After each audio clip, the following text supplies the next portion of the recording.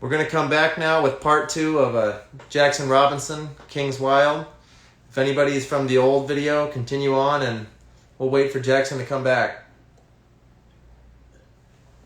Okay, good. We got a couple people back. Fantastic.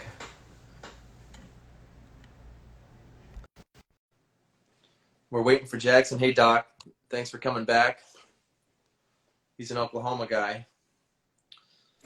Gonna be that easy. Fantastic. That was simple. Okay. So we got a Doc's playing card guy here, and he had said that Oklahoma is the northernmost county of Texas. Oklahoma, yeah. You know what? Since I moved to Texas, I have realized that Texans do not like Okies, and I've like even on the freeways here, like the state of Texas, the T dot, the Tex dot, they trash talk like Oklahoma Sooners, like don't drink and drive, you'll be home sooner. You know, like during the OU game, and they have like all this stuff, and I'm like, dude, TxDOT is trolling Okies coming, from Oklahoma to the game. I mean, I'm a California guy in Texas, so I'm totally out of it, but I'm just observing the trolling of Oh Okies. yeah. I mean, Texas trolls everybody, I think, just because they have that attitude. Yeah, I always see the bumper sticker here that says, Texas, it's a wonderful country. Absolutely. It That's really that's is, though. 100% accurate. Dude, That's 100% accurate. my buddy is a planner for the U.S. government for like city planning stuff, and he had lived in Texas for 10 years. He's another LA guy, and I always would say, "So is Texas Southwest, South, like regional?" And he said, "Texas is It's Texas," neither. and I never could understand it. I said, "Well, it's got to be Southwest. Houston's got to be the South." He said, "No, Texas Mhm. is Texas," and once you move here, you realize that it basically is its own nation. Yeah. One of my favorite things, Lone Star Beer. You know Lone Star Beer now that you live in Austin? Sure. Their tagline on the can is the national beer of Texas. Oh, really? Yeah, it says the national beer of Texas. I love it. Well, that's fantastic. It's true though. Yeah. It's But but I, do you miss it though? I mean, as a Texan, I had like it's oh funny yeah. when I was at USC, my closest friends were from Texas. My buddy Mark Tucker from Houston. We went to film school, and they all got great jobs in LA after school, and they all went back to Texas. And this was 20 Hmm. years ago. I said, "Why would you leave? Why would you leave Disney? Why would you leave DreamWorks?" I had to get back to Texas. I had to get back home. Yeah. Um, I do miss it. And it was hard for us to leave too because I mean, I love Texas. I mean, there's a George Strait song called "Take Me to Texas," and it's just like he's like talking about I don't care where you take me, and he's like naming all the cities in Texas. He's like I don't care, even the crappy cities in Texas, get me there. I'd rather be there than somewhere else. I do miss it for sure. But for me, it was just like I've got to. I wasn't going to move back to the Panhandle where I grew up, uh, where where I could actually breathe and stuff. Uh, but I had to get out of Austin just because of my health and stuff in Austin. So, but I do miss it for sure, and I'll go back. But I'm a Texan boy for sure, Does and I try really hard not to be that annoying Texan that's like, oh yeah, we're better than you. I mean, I'll push the edge, but I try not to be that guy. when like 10 years ago, I was on a trip here, and I went to the LBJ like birthplace and house that was in Johnson City, Texas. Yeah. We were Hmm. waiting for it to open, and it was like like maybe it opened at 10, and we were there at like 9:50, and we were on the porch there, and these two guys were standing there, and this Texan guy says, "Where y'all from?" And the other guy's like, "We're from Tennessee." And he said, "Oh, that's too bad."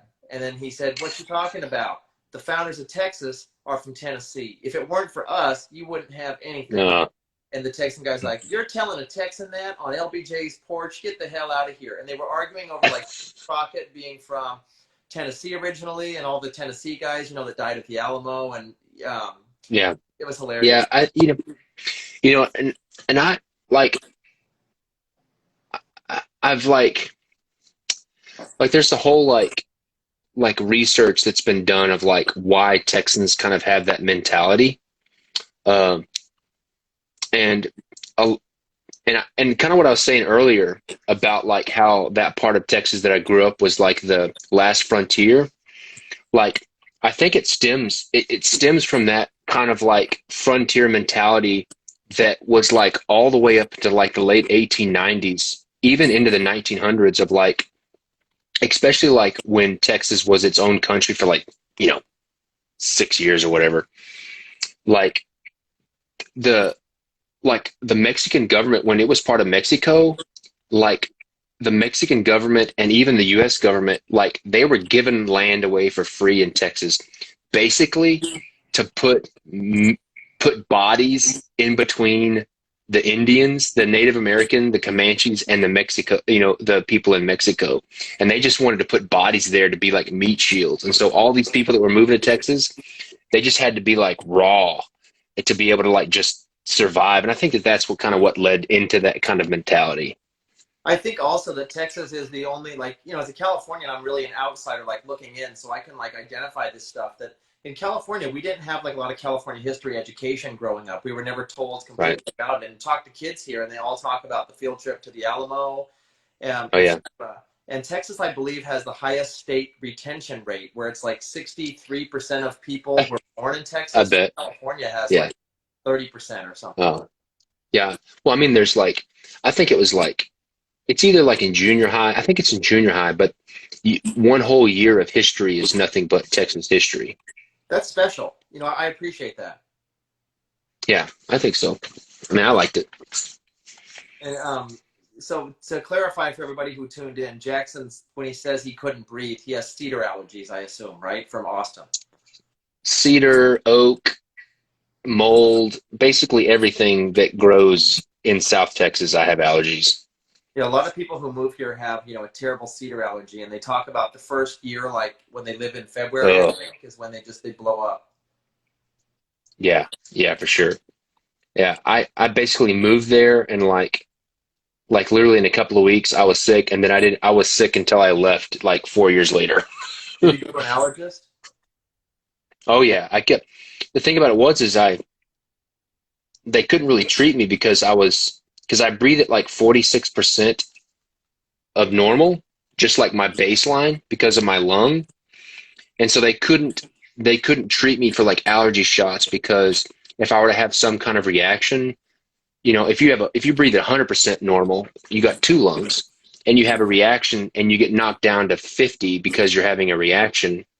They didn't want to treat me because if I'm starting at 46, if 46 is my 100%, if I had a reaction, I'd go down to like 20% or whatever, and it could have been a serious problem. So I wasn't a candidate, and they wouldn't let me get allergy shots. Wow, I didn't know that. And so I was on like a prednisone all the time, like 9 months, 9, 10 months out of the year, I was on prednisone, and so I would always get sick because my immune system was shot. Whatever. Well, Now that's I don't take any. Now I don't take any of that kind of crap. what's the difference culturally in Chattanooga versus, the Austin area? You know, interesting. The Chattanooga and Austin are very similar in a lot of ways, from like the art scene, music scene. It's definitely more conservative here in Chattanooga because basically Austin is. I mean, you just moved from California, Yeah. and I'm not saying it's a bad thing, but Austin is basically the new California, and yeah, and I mean, there's so many people there that are from California, and I left California to try to get away from that just because it just it just wasn't my lifestyle. And so there's a lot of similarities, but there's also differences too. But What it's I but see in the U.S. is that wherever you have a tech industry, you bring in a lot of money, and then you bring in a lot of homelessness, and then you bring in like a lot of lax laws to homelessness, and then it just starts to kind of like I see Austin now. I see Austin now already like it's the city of the future. Whether you like Austin or not, you have to say it's the city of the future. Every company's going here. Like Apple's building $1 billion yeah, tech. Tesla now announced that now Tesla might move their headquarters. Joe Rogan, after he yeah, signed the Spotify deal, is moving here. So yeah, we can't deny that it has its draw. And Texas is very business savvy with bringing businesses in. But then at the same time, I see like it's just basically California 20 years ago, like Southern California. yeah, And yeah. Because California was very. I mean, we've had this conversation a bunch. I mean, California was really conservative, 20 years ago, 10 years ago. My county, Orange County, was basically like they called it, the Orange Curtain because it was just its own bubble. And you had like the Richard Nixon Library, and then Walter Knott, who started Knott's Berry Farm, was basically he would Yeah, decide who was able to run for the Republican Party. So he's the one that pushed Nixon because Nixon went to school with his daughter. All this that's kind of crazy. stuff. And and whether I'm not talking politically whether I agree with it or not, but I'm just saying that Orange County back then, you did not see any crime, homeless, whatever, and then now it's a completely different story. Yeah. But let's not get into that stuff. Let's talk about playing cards. Well, yeah. Okay, so someone's asking when our deck's coming out, Jackson. When is our Jackson's clip joint coming out? Well, even if we finished it today, it would be at least 14 weeks away just because that's the USPC schedule.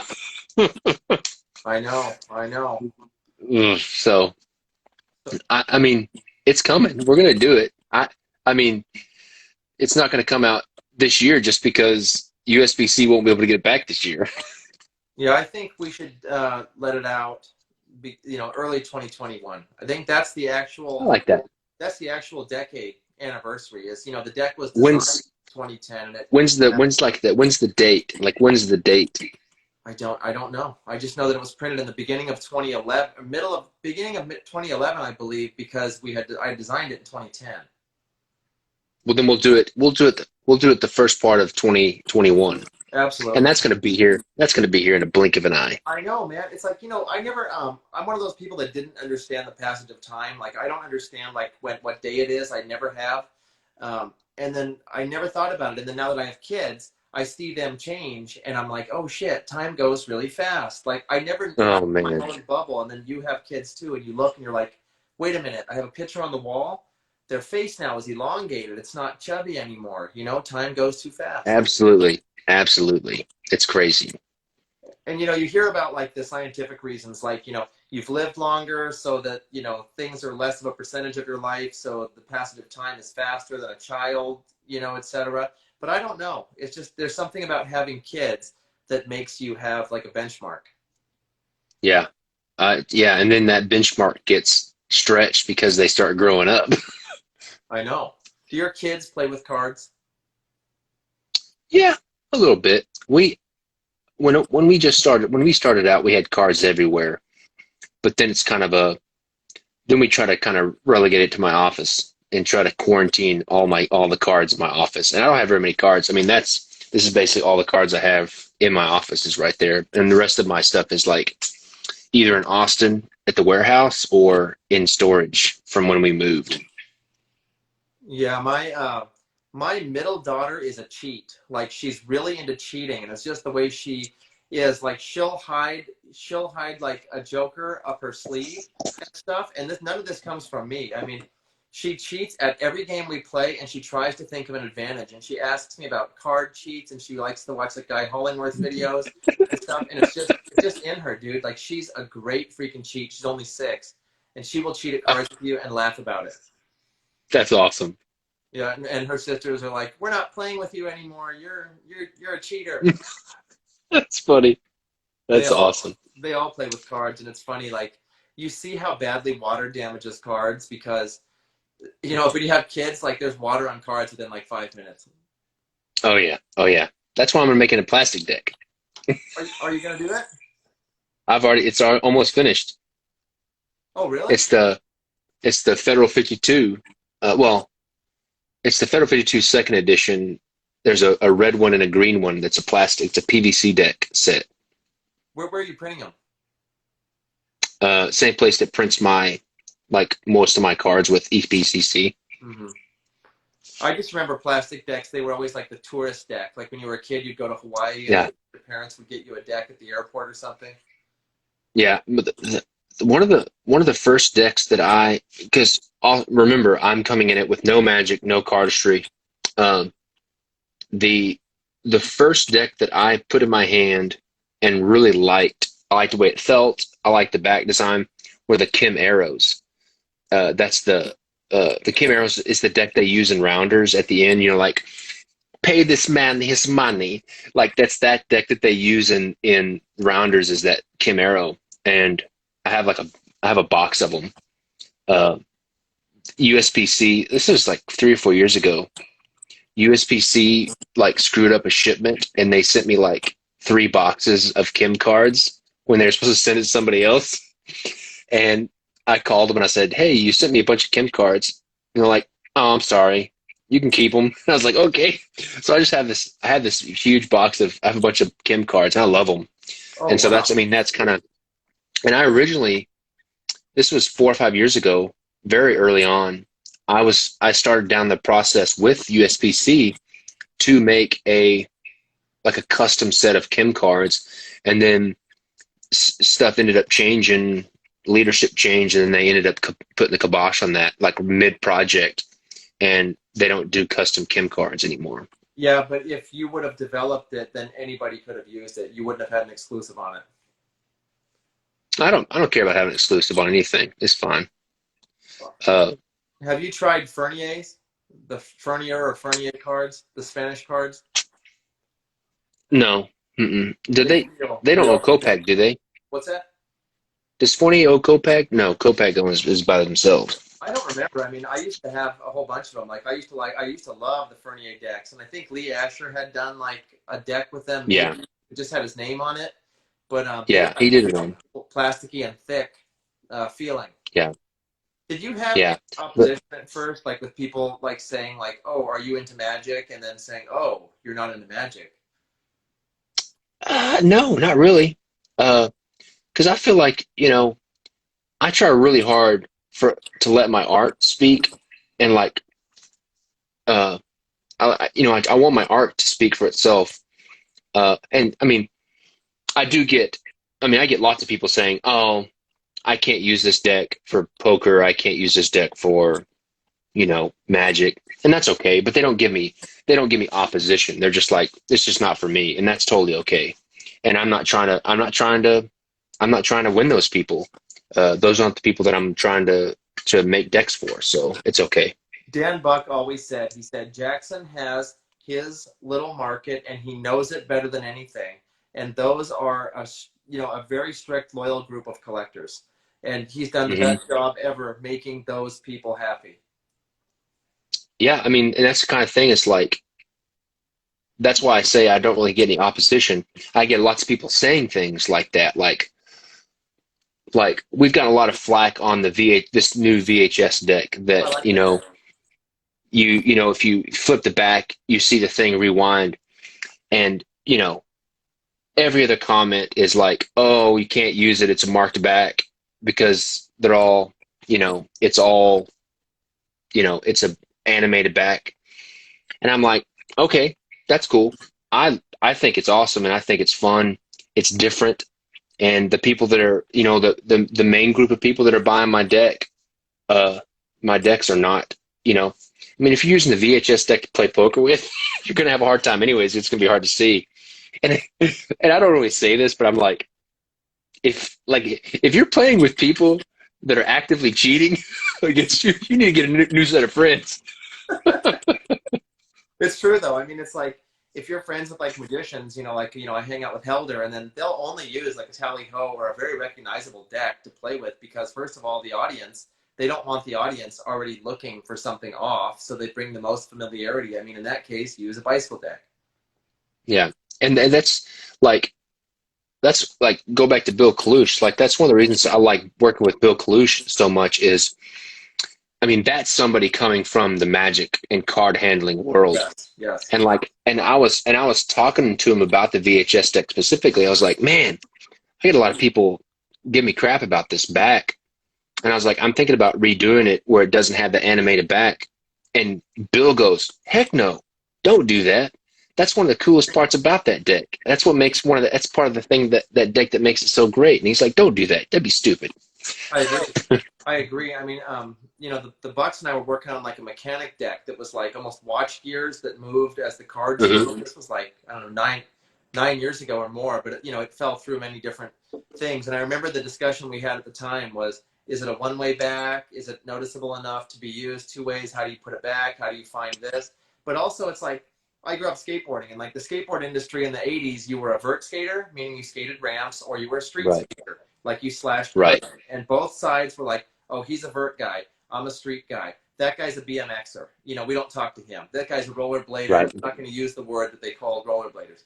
But it was like, and that's the same way cards were when I got into playing cards. It reminded me of skateboarding. Like Dan and Dave were like freestyle, where it was Yeah. more tech based and stuff. And it was like, he's a cardist. He's a magic, he's a magician. Magicians hated cardists. Magicians used this card. Cardists use that card. And now it's like skateboarding where you can skate anything now and no one cares. Playing cards now, it should be to the point where you can make anything. It doesn't really matter. It shouldn't really have the defined rules. If you want to make a deck on the Civil War, go ahead. If you want to make a VHS deck, that's fine. It's just really Obed. I asked him, hey, Obed, why do you collect so many cards? And he said, oh, I don't really do either. I just appreciate the art in them. I mean, that's the whole different kind of collector now that did not Yeah. exist in the past. And for me, like, I couldn't really say this, 3 years ago when I was like, just, I don't want to use the word pandering because that's not what I don't feel like that I'm pandering to No anybody, way. but that kind of like core group of card collectors that was like 400 to 600 people. When I was just targeting those people, I don't think that I could have said this, but like, over the past 2 years, we've gotten so many new customers and new customers that have become repeat customers that came into it with no magic, no cardistry, knowing nothing about playing cards, that they want and expect me to do stuff that is different, unique, like, because they're not worried about, oh, it's a one-way back, two-way back. Now I'm going to make it a functional deck, but like my biggest group of customers are the people that like that animated back, the ones that like the unique non-standard court cards, those types of things. They're in it for the creativity, the concept, the idea, the kind of the follow through of the concept and idea into the design. uh and so it's like it's completely made a shift for me, and I have way more people that are my followers that are King's Wild collectors that aren't other playing card collectors, which is the way it should be. I'm just kidding. Well, it's what's the deck you have where it's like where you made the plates for it? Oh, the Intaglio deck. Well, yeah, I mean something like that. You were telling me about that and how much it costs, and there's people who collect that. That's awesome. I mean, that's totally unique. It's like, but when I first started designing playing cards, Dan Phillips, my illustrator, and I, we were sitting there, and he said, "You want to design a deck? Can't they just go down to the gas station and buy a deck of bicycles?" That was the reaction Yeah, in like 2010, and he's like, Why wouldn't someone just go to a gas station and buy a deck for $2?" He totally totally. didn't get it back then about why anyone would do it. And it's kind of like, I mean, people, no matter what it is, people are longing for story, connecting, and they're longing to have a product that's more than just, you know, you could think about that with anything. Like, oh yeah, we have these really nice headphones that do certain things, when I could just go buy, a cheap pair of headphones that functionally did the same thing. I think that just people want a story. People want a story that they can connect with. They want a human being that has a heartbeat that they can connect to and say, hey, that's the person that put the work in, that put the development in. And I have a relationship, even though if it's over the internet, like, I have a relationship with this person and their story, and I'm playing an active role in this whole thing, this kind of like back and forth, this product and commerce. And that's what I think people want, that. And so, if you give me 10 people that say, you know, every week they're like, oh, where have I been? Where have these custom playing cards been? And like, I only thought you could just go to Walgreens and buy a deck of, studs, or go to go to the Walmart, buy a bicycle deck. And now I can't get enough of them, And now all I want is like these really sweet playing cards, because I see it more than just playing cards. They see the artist, they see the crew that make it happen, and all the people that are put together to make that product unique and special, and the story that goes behind it. Absolutely. It's like that was my reason for designing Clip Joint was I'm a film guy, so I was like, why Hmm. don't we have like a film in a box, like an atmosphere, that told the whole story Yeah, of 1946 Los Angeles, my grandfather's era, time, place, and then you do Ace Fulton. Let's build the backstory of a casino, a real casino. I mean, still, my buddy in DC sent me an article one time, and it was, does anybody know where the Ace Fulton's casino was really located before it was demolished? So you still get those I questions. love it. And I thought, well, why not? Why not have a poker night and kind of bring something out original to your friends and create an atmosphere? Everything around us we bought for a reason. I mean, if you're like, into that. Some people, yeah, are just function guys. They're just like, if it's a couch, Yeah, that's fine. But a lot of people now aren't. Like, why did he buy Jordan shoes in the 80s? Was it because you really thought they were going to make you jump higher? No, because you wanted to identify with the hard work and yeah, the talent he had. absolutely, absolutely. And that's it. And that spans any kind of product. I agree. And you can take any product and put those two extremes on it of like, well, why don't I just go buy a pair of shoes at Walmart? They serve the same purpose, you know? Well, it's like exercise bikes. Like you can go find one at the swap meet for $5, but then they have that, what's it called, Peloton or whatever. And Oh I would yeah, like to see, yeah, the data. Like when you spend the 3,000 on the layaway plan to get your bike, how much weight you've lost on that versus the one. You're not going to ride either one of them, but you really want to feel that you care about your health more. absolutely, absolutely. You wanna ride it for that first 2 days and then never ride it again. So That's absolutely what it at is. least at least when it's collecting dust, it looks good. Yeah, well, just like a deck of cards. Absolutely. Now, what do you think about now when you were doing Federal 52, there probably weren't that many. I mean, that was kind of the beginning of the trajectory of up with cards, but are you shocked at how many decks have been produced since then? Um, yes and no. Uh, I think it's just like, I mean, I got into it seeing someone else's success, and I said, I could do that. Let's try it. Let's give this a shot. And so I'm not surprised that it happened. Uh, what, but but the other thing is like, even though there are tons of decks of cards, I still think that there is an enormous amount of room for the industry to grow and to develop. Uh, because I mean, even even just looking at my own, companies, like our own data of like people coming in is like I've heard like at least 5 times since I started of there's a playing card bubble and blah blah blah. There's too many Kickstarters. Yeah, there's a ton of Kickstarters. But if you also think about it, like what better time would it be to be a playing card collector than right now? Yeah. Because there are so many and you have so many choices. And I mean, it's like you were talking about, like the smoke and mirrors. Like when that started, if you wanted to be a playing card collector, you either bought bikes or you bought smoke and mirrors and Yep. maybe a few other things, and that was it. But now, you can tailor your own uh, collection based on what you like and what interests you.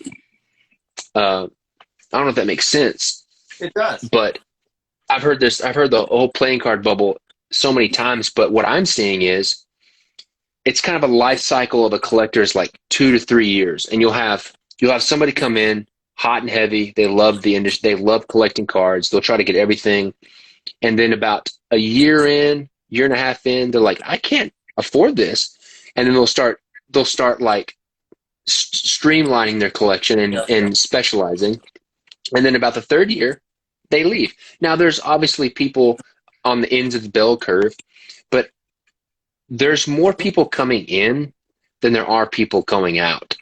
Uh, because I still have fans and customers that I know their names from the original Federal 52 project, but there's also a lot of people that have already made their way out years ago, and it's just growing. It's just growing, absolutely just growing. I agree. It's like I have friends that collect like skateboards from the '80s, and some of these things are like 5K now, 4K, 3K. They were like 8 years ago, they were $200. I don't know, $100.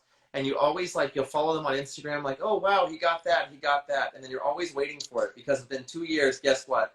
Hey guys, anyone want to buy any? I got these 50 here. I got to get rid of them because I think some of the collectors go in so deep, and then they Yeah, finally get married or something, and their wife says, "What are you yeah. doing?" I overlooked something. You asked me what my hobbies were earlier. I love Legos. Oh, really? Yeah, see my Legos right here? Do you buy the That's crazy ones though that cost like thousands of bucks? well, the funny thing was, is my mom came and visited me like a couple of months ago, and I said, and she brought my Legos that I had when I was a kid, and I dumped them all out and I separated them, and I started like picking through the pieces, and it was like a game and a research project, and I would find like a custom piece, and then I would do like, okay, was this, what sets were this custom piece in? And then I've been working way through my tub of Legos that I had in the 80s, and I've been recreating all the sets that I had when I was a kid. And it all started because I had this one came out. I'm such a nerd, but I'll show you anyways. It all started because of this. I remember playing this when I was a kid, but this came out in '89, Oh, I had and that. this is the original one that I had in 1989. That Really? I That kind of pirate ship? Yeah, it's the Caribbean Clipper. No, I didn't have that one. I had an earlier one, maybe '87, that was like a pirate ship. Yeah, they had a whole pirate line, but I had this one, and then you can see right there, right here, I have another one up there. It's like my parts. It's my part ship right there. Wow. I know that And my friend's husband collects Legos, and some of them, like some of the architecture series one, he bought some like Star Wars one for a couple thousand yeah, dollars. Is that true? They oh go yeah, for there much? it's oh yeah, like uh, and and the game that I've been doing, it's not really collecting. Like I'm buying new ones just because they have new ones, but like the collecting game that I'm playing with myself is trying to recreate the sets that I had when I was a kid. Like I got a space shuttle right there, a Coast Guard boat, just like taking the pieces and like doing the research and the detective work of trying to figure out what it was is just as fun for me as the actual building of it. So where were Legos made in the '80s? Denmark, there have always been made in Denmark. They're made in Asia now, though. No, they're still made in Denmark. Are you sure? Yeah, positive. The I ones didn't in know that. Asia, the ones in Asia, the tolerances, the fake Legos, I can't remember what they call them. They call them Flagos or something like that. The knockoffs, they don't. It's just like with playing cards. You've got the snobs, and I'm a total Lego snob. Like if you like, I had to go through my Lego set and get rid of all of the Flegos because they don't fit as well. The tolerances are not as good. I had no It's idea though. They're just still made in Denmark. I mean, I thought they would have went to yeah. Asia 25 years ago. That's I mean that's I mean one of the reasons why they're so expensive. But yeah, they still make them in Denmark. I have an original ET doll from 1982 that I got the day the movie came out. I still have it. And just out of curiosity, I took it down from the shelf and I said, "Where was it made in '82?" It's made in Korea, in '82. And it's like I have another doll, like some other kind of doll. I forget, not an ET one. It was made specifically in Hong Kong, like 1981. So like you look at Yeah, like the history of outsourcing. It's interesting how it like yeah, Nike's, the Jordans were made in Korea at the first, then they moved to China later. yeah. And I've started I've started like searching. Like I really like the pirate sets from the 80s, and I've started searching out the other pirate ships. There's a bigger pirate ship that I remember I was in the mall when I was like a little kid, and I was like, I gotta have that one. It was like, I mean, in '88, it was like $58, and that was a lot. Oh yeah. you know. And so, but it's now like $350 on eBay. I'll get it someday. We're the first generation that had the complete brainwashing done to us, where like we look back, like my grandpa. If you told my grandpa, like, hey, you had that wagon when you were a kid, he'd be like, get the hell out of here. I don't give a shit. But us, we were like marketed, this stuff. And it's like, still now, like I was a big Transformers guy and I loved Megatron. And that's what people called me in my neighborhood. Like I embodied Megatron. I thought I was him. Oh, And I look at the toys now and I'm like, even a part of me, I don't collect anything, but like even a part of me now, I look at it and I'm like, damn, I wish I had Megatron. yeah. And like, and I really try to take those nostalgic things and like the reason why I like Legos, and I try to like distill it to like what is it about that thing that I can like inject into the playing card collecting, uh, because it's all the same. It's all the same. It's all the same part of your brain that wants to be a part of that. Dan Phillips, my illustrator buddy, he said something that I can never get out of my head. I said, why do people collect anything? And he said, well, he's like really into like science stuff. He said, well, when we were cavemen and we were looking around, we came across an apple tree. And the first thought was, oh shit, I got to take them all down so that other caveman down the road doesn't find them. Even though I know I can't eat all those apples, I need them all. And he said they tap into that apple snatching brain Yeah, for us to get products. yeah. And and just going back to like what I was saying about like a story, like when you collect stuff or when you're putting that together, it's not just one deck of cards. It's not one Lego set. Like as you're building it and as you're putting it together, that whole thing is like a story that then you can sit down and communicate with someone about. It's different than just sitting on the couch and vegging out and watching TV. Like with me, like with the Legos, is like there's a whole story behind. Like I get to sit down with my kids and say, this is the thing that I played with when I was a kid, and I get to talk to them about that. And so there's so much more to it than just the item. There's that story, and it just goes back to what I was talking about. Like people want to connect to a story, and people and the more and that's where I think so many, coming back to playing cards, that's where I think so many people that want to be new playing card designers, they hit a brick wall, uh, because they just throw an idea out there, and they don't think about, okay, what's the story behind this that's going to connect people with it. uh, and also a lot of the artwork sucks, but but Yeah, it's more of the story than anything else. people definitely don't have that aspect of it. But people in any industry, like I think they do this kind of newbie math where they look at like the retail price and then like they add up times 5,000. I think they can sell Yeah, 5,000. Like I'm gonna get rich quick. I'm gonna make a deck. I'm gonna put this on there and that, and it needs a story or a marketeer or something. I think to last the test of time. I think you can sell a lot of decks and not have anything behind it. But I think, in 10 years, let's see, does anybody care about it? Does anybody look at it?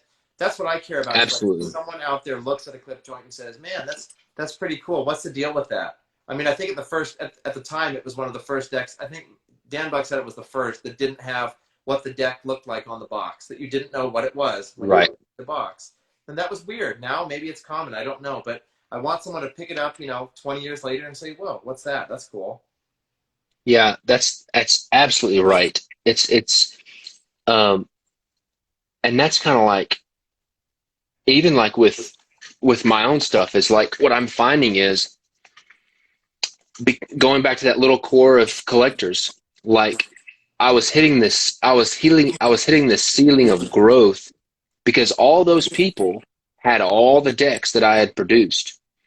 But when I started getting these new people, they would come into the river, they'd come into the flow of King's Wild, and they'd come into the river like with the VHS deck or the Maduro deck, and they'd make an order, and they'd order one deck and they'd get it, and they're like, oh man, this is really cool. This is so much better than a regular deck of cards.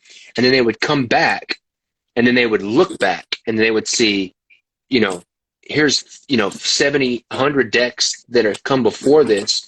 And they're like, okay, I'm going to go back and get all these that I like, uh, and fill in the gaps. And so, like, we've had this huge resurgence of decks that 2 years ago were dead, Yep.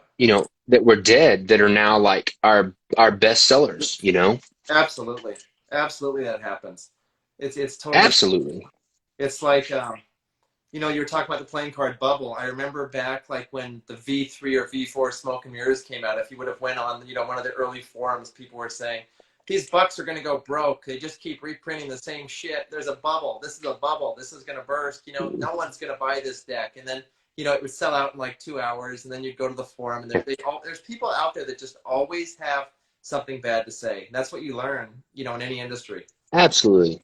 There's always going to be somebody that's going to just trash you and have something bad to say. And like, you just gotta, honestly, like not care what they think and just do it. And even going back to what I said before about like, giving advice to people that want to design a deck of cards, like, who cares? It's your first deck of cards. Who cares what anybody else thinks? You just throwing something together and actually getting a deck produced is going to put you in front of 95% of all those jackknobs that think they know everything about playing cards, that have been saying they want to design a deck of cards for the past 10 years. I agree with it. It's like it is. You have a lot of quotes that you put up, and they're usually about stop talking, start doing. That's basically the gist of quotes that catch your eye, is just shut up and do it. Yeah, it's not that like emotive, but I was trying to like, just like take ideas and concepts and just like kind of put them and I came up with this sentence. What was it? I think it was, the only way to be uncommon, and when I mean uncommon is like different than other people. The only way to be uncommon is to do the uncommon things that common people won't do.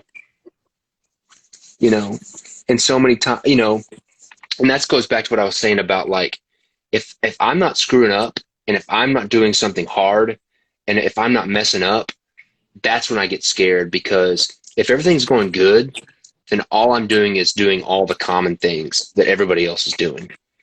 And if you're not screwing up and doing things different, then people aren't going to be talking smack. It's when you push and pull the boundaries and what's normal and what's traditional. And it's once you push it that not only do you innovate, but that's when you get the crap, because people are like, I don't like change. I don't want it to change. And so that's when people are like, oh, I don't like that back because it's marked and blah, blah, blah. And I've wanted to be like, I'll give anybody, like, we'll go back to VHS. I was like, I'll give you a free brick of cards if you can take the time and to learn what you're saying that you're giving me crap about. If you can learn the mark, like which card is which from this basically arbitrary animation, then I'll give you a free brick of cards. That's hilarious. Do you pay attention? Do you go on forums and stuff like that? Yeah, I go on forums. There was a season where I didn't, but I go back. Yeah, I go to forums now, but more often than not, I find myself just kind of going back to my own bubble. Like, I may go to forums, but I definitely don't follow what's going on in the playing card world near as much as I used to. Like 3-4 years ago, I knew everything that was going on. I knew every deck that was coming out. I knew I knew the majority of all the designers. I couldn't tell you what was going on right now. Or I couldn't tell you what was going on. I couldn't tell you what other people are doing, because I can find plenty of art, inspiration. I can find plenty of content in anything that's not playing cards. And I found the more I look at playing cards, the more I look at other playing cards, the more I find myself slipping and inputting that stuff in my own work, which I don't want to do. And, you know, I have an infinite amount of inspiration other places. And so, and the more I don't look at other playing cards, the more I can do those uncommon things that are different than what other people are doing. It's funny though, because one of your newer decks, I don't know if it's newer, but I think it's Table Players. It's a like a navy blue, and it has like the V shape come down with the stripes on the box. Yeah, that's the bookmark, the table player bookmarks. I love that deck. I love the box, and it's funny like just how you have these inspirations or things like I used to live by a large Vietnamese community, growing up, and they all smoke these cigarettes called triple fives, 555, and it's British State Yeah, Express cigarettes. And the I know box five for wasn't, fives. yeah, the box wasn't. Oh, what did you say about them? I know those. Oh, you know them? Okay. Yeah, the box wasn't blue; it was always gold, and they used to use something called an international pack, which was the wide, flatter pack with the king Yeah, size cigarettes and the fold up. And that box is like a yellowish and a purple thing, and it was so beautiful. And the table player's box looks nothing like it; doesn't remind me of it, but somehow in my head I connect the international yeah, box, just my liking of the box. I don't know what it is, but my brain is like inspired by both of them. yeah. I mean, that whole table player series literally came from. I was trolling the internet one time, and Uh, I found this Russian. I think it's a Russian website. It's a Russian website of some guy that does nothing but scans and catalogs cigarette packages. And I found it, and I was like, I got onto the website, and I was like, oh crap, there goes 6 more hours of my life, and I was up all night just click like, and the way you had the website set up, it's just thumbnails. There's no buttons, and all you have to do is hit Terrible. spacebar, and it just reloads. And I was just going, and I was just looking at all of these cigarette packages, and then I was like, I've got to, I've got to like remake some of these in my own thing, and it was such a freeing exercise that I was like, okay, I'm not gonna do this to make these like, I'm not gonna do these Lord of the Rings court cards where there's all like, I'm just inspired by this one thing that is giving me this incredible visual stimulation and inspiration of these most of the time super tacky, gaudy cigarette packages, and I'm just going like this, and I'm like, I want to just make some of these in my own style, and that's what became the Table Players series. It's funny that I love that because when I was I lived in Japan for like a summer with my buddy from college who was from Tokyo, and this was like the year 2000 or 99, I don't remember. But they had like vending machines still with cigarettes in them on the street. And so I was just buying all these cigarette boxes because I loved some of the boxes. And there was an old company called Wakaba, and it had like a bat, I think. And I was just buying all these cigarettes. And I came back, and my now wife, my then girlfriend, she's like, did you start like really smoking like over in Japan? I'm like, no, I just wanted like, I wanted all these The box. packs. I just wanted to look at them. And she's like, you brought home like 20 packs of cigarettes from Tokyo. And I'm like, yeah, the boxes are rad. And I kept them Yeah. around forever, and they were all stale and broken. I don't have them anymore. And now don't tell the Bucks this because I feel like this would be totally something the Bucks would steal from me. But I've started looking on eBay for those old 80s cigarette vending machines that they've outlawed. And I'm totally going to get one of those, and I'm going to put it in my house, and I'm going to take all the cigarette packages out and put playing card backs in them, You know what? and I'm going to stuff playing cards in them, and I'm going to have the cigarette vending machine. In 2010, we tried to fit one of them. We tried to fit a cigarette vending machine in 2010 or 2011. So the Bucks have been talking about that since like '07.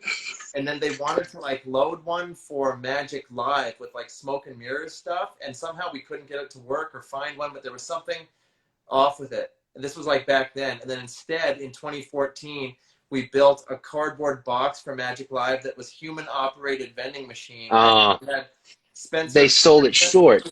yeah, we had Nah, Spencer nah. in there, and you would like put the money in, and then he would like pop the deck out, and it looked like a vending machine.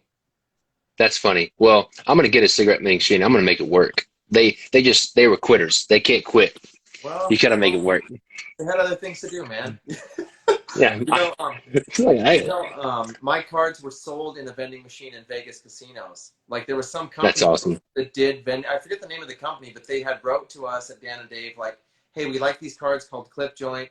Can we get some of them?" And so they were buying small quantities. And so I went to Vegas. I drove out there and I went to like the Cosmopolitan Hotel where it was, and I'm like taking a photo of it and stuff. And I was like, "This is freaking rad." And then the I love it. next time I went, there was Monarchs in there, like the blue Monarchs. And I'm like, get the hell out of here, dude. Like, what? This is my vending machine. You can't be in here, Yeah. too. And so every time And I if see the I Blue Monarchs, I think, man, they kicked me out of my own vending machine. yeah, and if I can't get it to work, I'm just gonna make one that just looks like an old vending machine and make it work. Oh, please Because do. I just want to have one, and I'm gonna open up me a King's Wild shop one day, and it's gonna be right in the middle.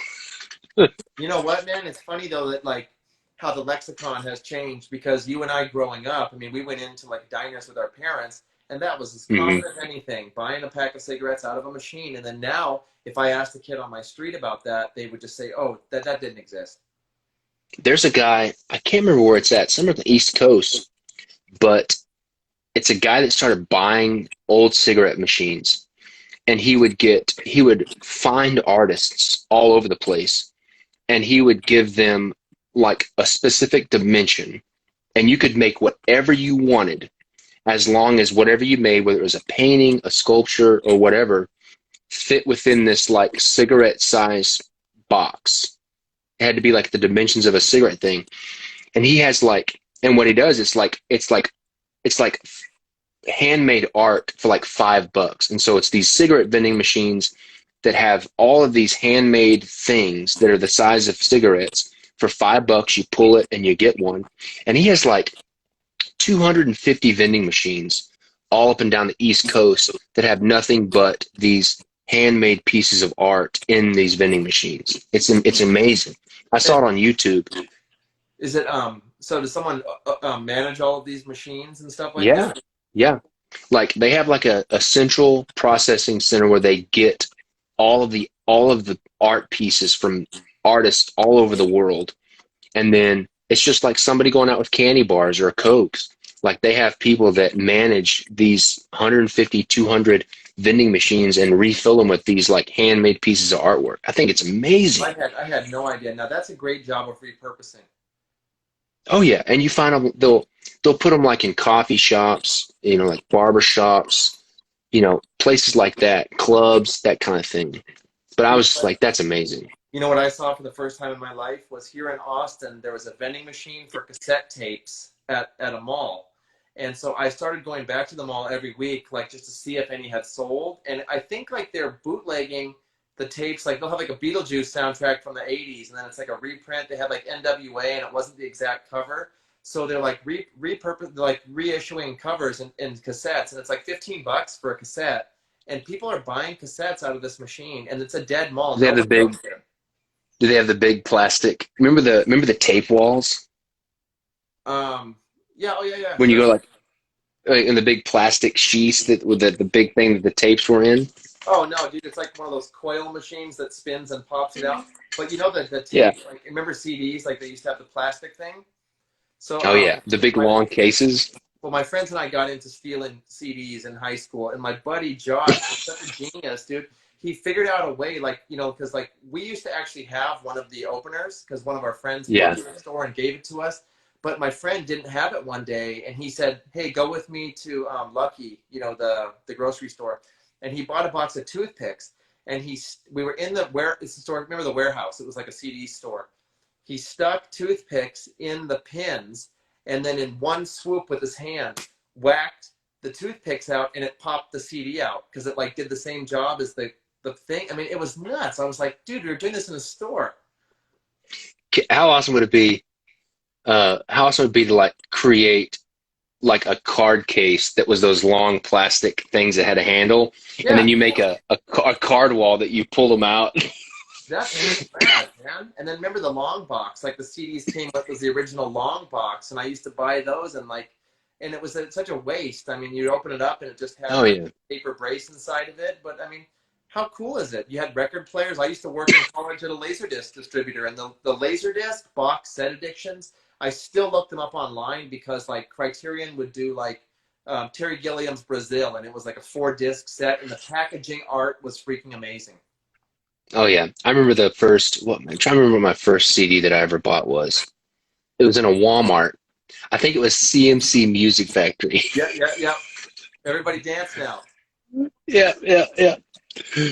Everybody dance now. Yeah, and a kid, my friend Johnson's older brother Hao, this Vietnamese dude, was like an extra or a backup extra in the video, where he used to tell people that. Like, I don't think he really was. I gotta like look up where it was filmed, but everyone around was like, "Hey, that's Johnson's brother's in the video," and I think that was like his way to pick up chicks, was that he was an extra in the CNC Music Factory video. That's funny. I think the first CD I bought was like The Cure. I've always been a fan of The Cure. Yeah, yeah. He's for sure if you're from California. Oh yeah, dude. That's all we did all day was listen to the Smiths and the Cure and skate around, and life was good. Yeah, well, life was good. What else? What else about playing cards? I'm trying to think if there's anything else. No, but I think that just wait till the rest. Just wait till the end of this year. I think you're gonna be. I think you'll be excited to see what I've got cooking up. Oh, I always am. I absolutely always am. I've always been a big supporter of yours because you do crazy stuff. Thank you so much, Well, Jackson, for talking to me. yeah. Yeah, it's amazing, man. And I'll talk to you soon. Thanks everybody for watching. Bye, All right, Jackson. man. See you, buddy. Buddy. Take care. Later.